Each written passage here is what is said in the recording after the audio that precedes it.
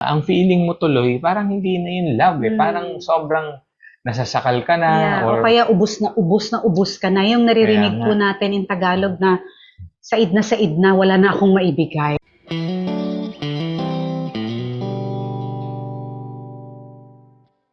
It's what we call the love month na naman. Love month, Pebrero, ang pinakaantay ng karamihan. Tama ba, love? Hindi lang yun. Ito yung month wherein ang daming nagpupunta sa mga date night concerts, ano pa. Bumibili ng mga bulaklak. Hindi lang stuffed toy. Ito Stuffed yung toy. month na super masayang lahat kasi, di ba, whether chocolate, very festive din naman itong month nito. For all of us Filipinos, tama po ba? Wherever you are, Tama. this February. Kung kayo ay nag-agree doon, paki-type naman na tama, we agree. Pero huwag kang magtitipid, bilan mo pa rin na something that is tangible as well. Aside from mag-re-reserve ka na sa mga restaurant, ng mga paborito ninyo, di ba, yung mga lugar na gusto nyo kainan. Tsaka maaga pa ngayon, kaya ang dami pa nating oras. So, ready na ba kayo as we talk about love series here at Happy Spouse, Happy House? Okay, so sinabi nga natin that this is what we call the love month, kaya lang, we also know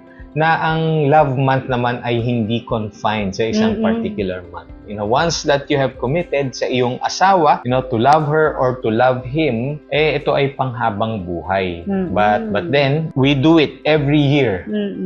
Naging practice natin ito. Yeah. Kaya, sige, bigyan natin ng special month. Ika nga, kung gano'n na lang gusto nating tawagin. Itong Pebrero na ito. So, not only that, let's continue to also learn, and perhaps for those of you who just got married, congratulations sa inyong lahat, and I hope that you will not only learn but be able to live out whatever we're going to discuss tonight, because this is for us all. This is going to be not just interesting love. It's beyond that. It's something that hopefully, kasi ang prayer nga namin bago natin ginawa ito is that kung sino man ang makakadaan dito sa ating video na ito ay surely are going to be blessed by it, kasi ang panggagalingan natin, ang pinaka-jump off point natin ay hindi lang basta-basta na mga words or mga ideas that came from us or any other people. So we are going to base this on scripture. At sa Biblia, may isang part na binabanggit sa 1 Corinthians 13, specifically in verses 4 to 8, yung characteristics of love or what love is all about. So, sige nga, love, pakibasa mo. So, allow us. Love is patient. Wow. Love is kind. It does not envy. It does not boast. It is not proud. It does not dishonor others. It is not self-seeking. It is not easily angered. It keeps no records of wrongs. Love does not delight in evil, but rejoices with the truth. It always protects, always trusts, always hopes, always perseveres. Love never fails. Wow. Kaya ko po dinadahan-dahan. Yes. Alam po natin na paulit-ulit natin itong naririnig. Minsan may mga books na kino-quote po ito in 1 Corinthians. Yep. Pero ang sarap po kasi na dahan-dahanin para balikan natin, especially those of you who are listening, whether you're single, of course you're married, love of a family, namnamin po natin itong sinasabi na ito, which pertains to love. And ang sumulat po kasi nito, ay si Apostle Paul. And yung motivation niya to be able to write this, of course, meron tayong ibang pagkakataon para ma-explain natin ang context and all and background. But ang kanyang primary motivation ay yung love na nakuha niya sa ating Panginoon. That's it eh. Pagka tayo ay nakakatanggap ng mga DMs o private messages, questions.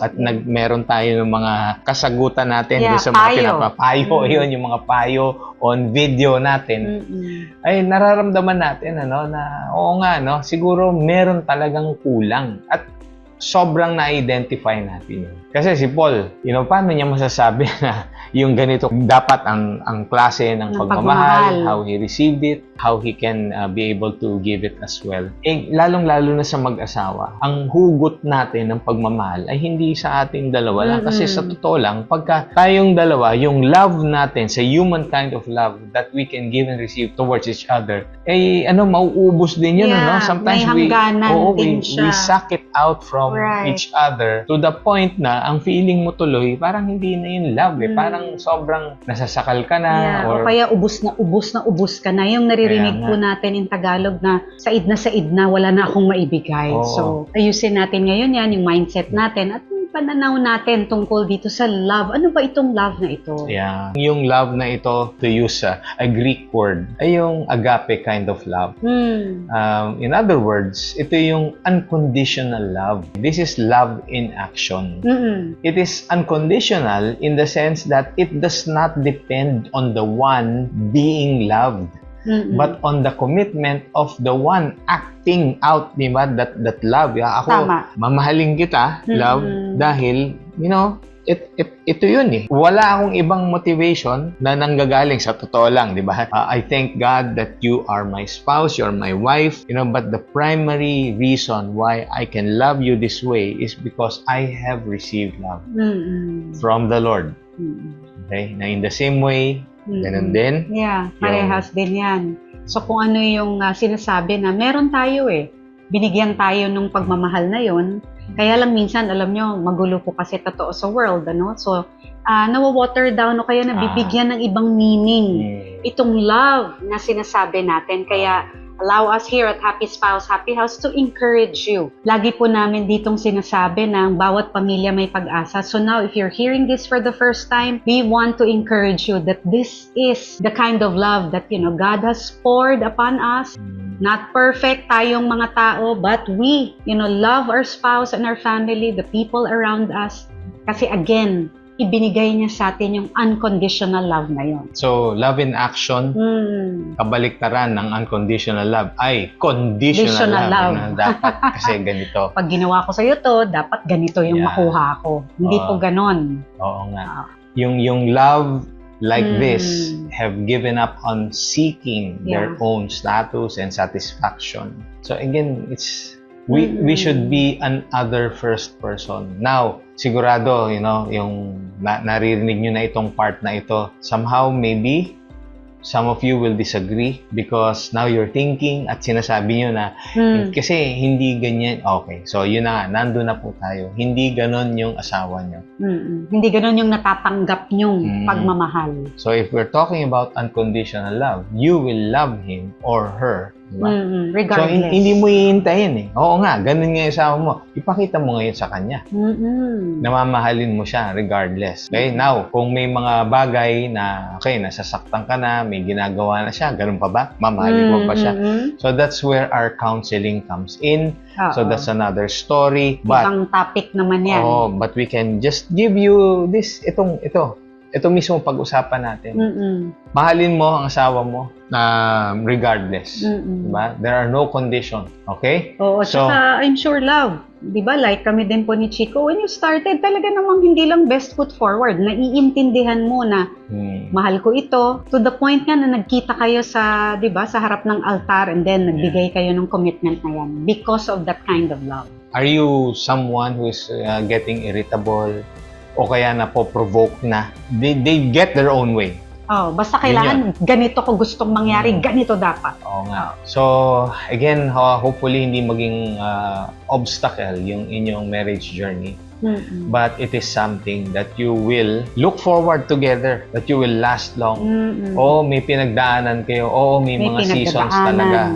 Ngayon, siguro mabigat tong season niya na ito. Pero ang prayer talaga namin, kahit hindi namin kayo kilala, we pray for every couple who listens, who will be able to see this video, yung pagpapasahan ninyo, kasama kayo sa dasal namin. By the grace of God, you will go through all these things, na as victors. So, wag ho tayong mawawalan ng pag-asa. Oo nga. Tsaka, let's not allow defeat to happen. Tama. Hindi pa nga nagsisimula, parang give up na. Kaya nga. So, ganito po, we will share with you ano ba tong tinatawag na unconditional love at paano ito ine-express or isinasabuhay, no?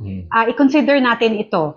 Yung love na ito, you offer it freely. Hindi again ito base doon sa ginagawa ng asawa mo or ginagawa ng the people around you or family members, pero itong love po na ito ay kusa mong ibinibigay at binabahagi. You simply love them and want nothing more in return para maging masaya ka. Hindi po ito yung ex-deal tayo o kaya strings attached, love itong ginawa ko sa'yo. Dapat in return, ine-expect ko na hihigitan mo. Hindi po yun yung unconditional love na pinag-uusapan natin dito. Yeah. It's something na talagang nanggagaling sa puso mo na out of the overflow dahil again, minahal ka ng Panginoon, ibinigay niya sa'yo ang kanyang bugtong na anak, it was freely given to you. So yun, makakapagbigay tayo kasi meron tayo nun For us to be able to communicate with one another in a non-defensive way. Nako, ano ba yung non-defensive ano way? tayo parang naka-guards up kagad tayo. Alam mo yung pag nagbo-boxing, hindi pa nga nagbibigay ng instruction ang referee and then you all of a sudden, di ba, nakagano ka na kaagad. Yung anger natin, sobrang pikon na pikon ka na. Wala na you've almost given up. Tapos, tuwing mag-communicate sa'yo yung asawa mo na kung tinatawag mo siyang offender, ikaw naman, masyado ka nang nasa defensive mode at hindi ka na tuloy makakaisip ng tama instead of being focused on sinasabi ba ng asawa mo, may tanong ba siya or whatever, Tas ikaw, dahil meron na tayong na-set na things in our minds, then we are not able to communicate, something that would be beneficial. Hindi lang para sa kanya, pero para sa inyong dalawa. Sa marriage ninyo. Oo. So, wag tayo kagad naka-guards up. Yeah. Ayaw mo na, be open, just listen, so that you can be able to communicate also your thoughts in a better way. Oo, para mas naiintindihan mo yung sinasabi mo. So, ang isa pa po na pwede natin gawin dito sa unconditional love is don't let the little annoyances yung sa buhay, di ba, na itapon mo yung love mo para sa kanya or sa isa't isa. So, don't let the little annoyances of life overthrow your love for one another. Ano tong mga to? Naintindihan natin, sinasabi po natin, ay nako, matagal na kami mag-asawa, madami kami pinagdaanan, ganyan na yan talaga, hindi na yan magbabago. Hindi po. Laging may pag-asa. Kung gusto pa natin na mag-flourish yung ating marriage relationship, wag po tayong tumigil to learn every day. Laging meron po tayong madidiscover sa ating asawa. This is the beauty in marriage. You always get the first hand, to witness, wow, I learned something again from my spouse today. Kasi celebrate natin yon. So instead of focusing to the little things that irk you, yun yung mga sinasabi sa world, focus on the things that you can celebrate together. Wow. Ano ba yung mga yon? Kesa sa you focus on all the things, kung ano yung wala sa asawa mo, focus on the things na meron siya, and then, you thank him for who he is and kung paano niya tinataguyod din ng pamilya niyo, kung kayo po yung wife na nakikinig. Yeah. We'll go on to the next. At ang susunod po ay for us to share everything that needs to be shared in your relationship.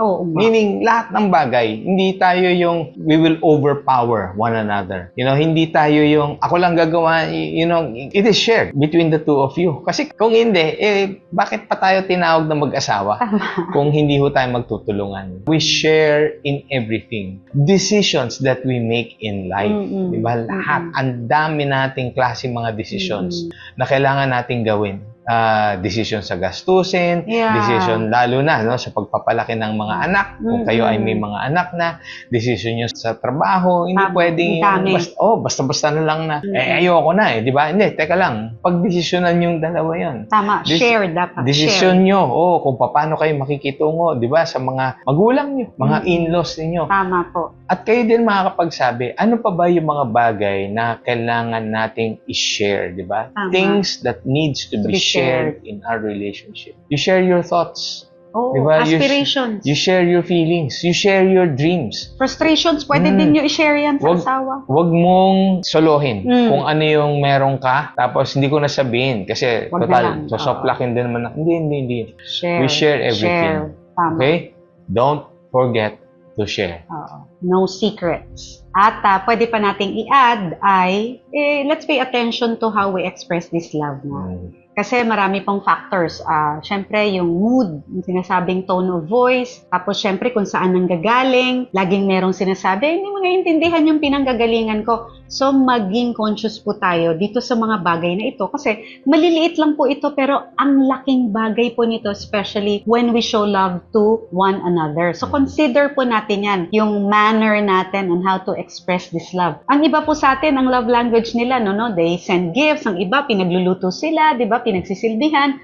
Ang iba gusto nila oras na lagi silang magkasama. So marami pa po yan, pero let's just be very careful at remember that this is the unconditional love na ipinapakita natin sa ating asawa. Bilang itong isang last point na rin tayo, how to paying attention to when we express our love. Kasi nga, when we're younger, maybe one of you or maybe both of you, aggressive, iba yung laging hindi mo maintindihan kung gusto mo mang-away or what. And then, syempre, as we grow older, may mga factors then that affects us, like physiological changes, and it's part of our make as human beings na nangyayari yon. It is also triggered by something doon sa kung paano kayo nagko-communicate with one another. So, let's say, nagme-menopause or andropause na, and then, hindi maintindihan, ini-ignore, di ba? Imbis na mag-empathize ka sa asawa mo, all the more na nadadagdagan tuloy, kaya lalong naging musong, ito whatsoever. So, let's pay attention how we can also express. I mean, sige, you're going through that, tabi natin yan, but how is it going to be between the both of you?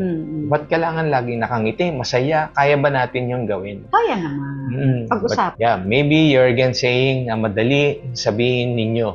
Believe us, hindi. Pero, we choose not to think about it as a struggle for the both of us. Because otherwise, that love that we will be giving towards one another is not going to be unconditional. So, lagi na lang magbabase sa kung ano lang yung nagagawa niya para sa akin. At saka, ang beauty talaga ng marriage, no? Ang saya, pag meron kang pinagdadaanan, yung isa, pwede kayo encourage. Tapos kung okay ka naman, you can also celebrate with your spouse. Kaya napakaganda po talaga nitong love na pinag-uusapan natin na ito. Yeah. So hopefully this really helps you who are listening to this video right now. And as we always say nga, di ba, na about pamilya talaga may pag-asa. Pagkatapos nitong video na ito, we are going to discuss the characteristics nung love na yun na base doon sa 1 Corinthians 13. Di ba? Yung patience, yung kindness. So, isa-isa yon pag-uusapan namin. So, aabangan ninyo yung aming mga video shorts dito lang sa Happy Spouse. Happy House. See you God again. bless you.